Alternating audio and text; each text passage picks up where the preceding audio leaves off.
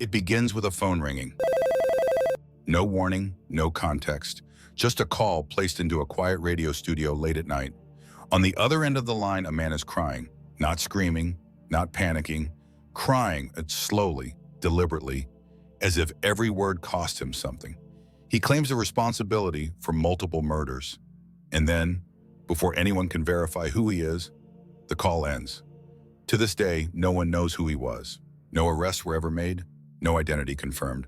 And the voice, that trembling, broken voice, remains one of the most unsettling recordings ever broadcast to the public. This is the mystery of the Weepy-Voiced Killer. In the late 1990s, a late-night radio talk show opened its phone lines to listeners.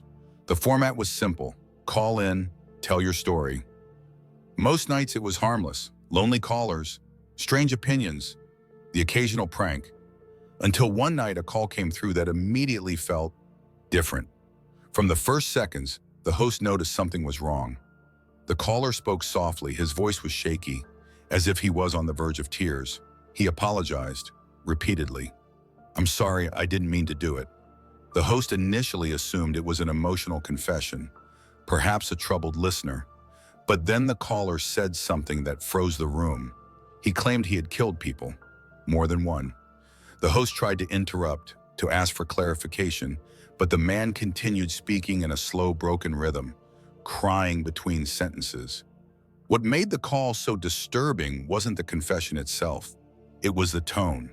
This didn't sound like a prank. It didn't sound like someone seeking attention. It sounded like someone collapsing under the weight of something irreversible. Audio experts who later analyzed the recording noticed something unusual. The caller's voice wasn't rushed. He wasn't excited. There was no bravado, no threats. Instead, his speech patterns suggested exhaustion, as if he had already accepted whatever consequences might come.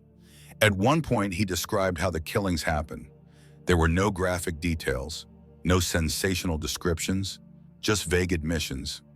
Enough to be terrifying, but not enough to horrify. The host began asking direct questions. "Where did this happen? Who are you? Why are you calling?" The caller avoided specifics. Then suddenly the line went dead. No warning, no dramatic ending, just silence. Immediately after the broadcast, authorities were contacted. The call had been recorded, but phone tracing technology at the time was limited.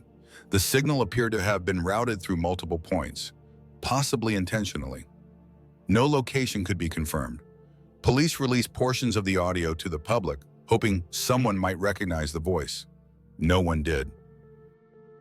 Days turned into weeks. No matching crimes could be conclusively linked to the confession.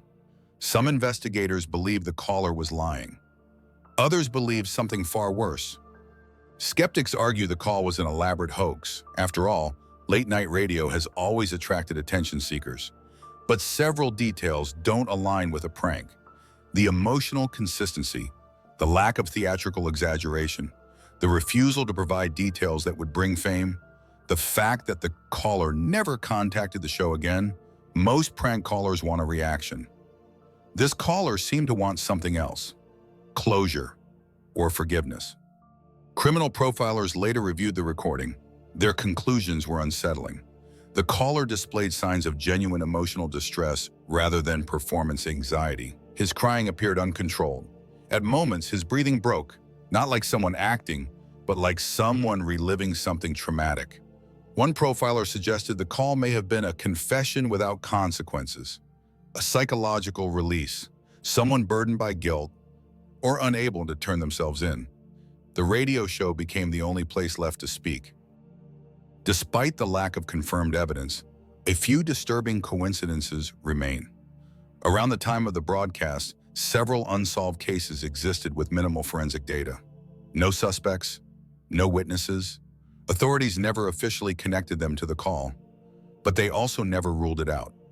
Even today, the recording remains archived, unsolved, unexplained. A voice crying into the void, possibly belonging to a killer who was never caught, or someone who never existed at all. There are no crime scene photos, no suspects to analyze, no timeline to reconstruct, just a voice. That's what makes this case different. You aren't disturbed by what you see, but by what you hear. The raw humanity, the uncertainty, the idea that someone may have confessed to murder, live on air, and vanished forever. No name, no face, no resolution. If the call was real, then a killer escaped justice. If it was fake, then someone perfectly simulated guilt and despair for no reward, no recognition, and no follow-up. Either possibility is deeply unsettling, because in both cases we are left with the same thing, a voice crying in the dark and no way to answer it. Some mysteries leave behind evidence, others leave behind questions, but the most disturbing ones leave behind only a sound and the uneasy feeling that someone somewhere knows the truth.